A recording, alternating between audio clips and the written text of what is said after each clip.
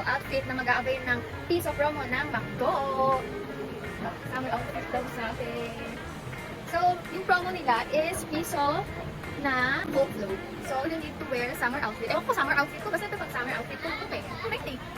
And then, may every day, iba-iba yung mga need nilang dalhin para ma-avail daw yung promo nila. So, for now, it's Monday. So, ang i-dadalhin ko ay isang deodorant, shower cap, and then isang cologne. Ito na siya, nakabalot na siya. Ipapakita lang to sa cashier, drive-thru. Sabi doon sa mechanics, drive-thru daw.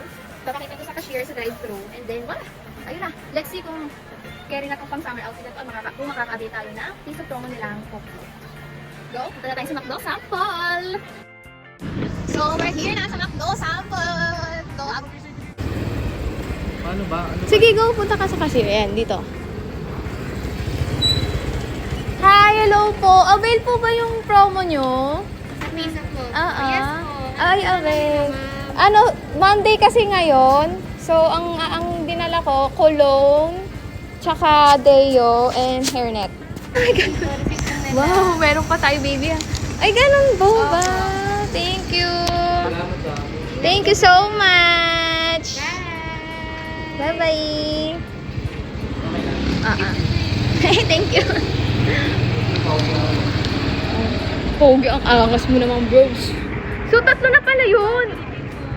Ay, ito na, tatlo. Ang legit. Ay, thank you po. Ay, ang bilis. Oh, McDo's. Ang bilis lang ng ano nila. Tatlo. So, ayun mga God, kailangan drive-thru lang talaga. So, base dun sa naintindihan ko sa sinabi ni cashier na tatlo kasi yung binigay naming item. So, tatlo din yung binigay sa aming Coke float. Pero, need daw pong umikot doon sa McDo place ng 3 beses din kasi tatlo yung binigay sa ating Coke float.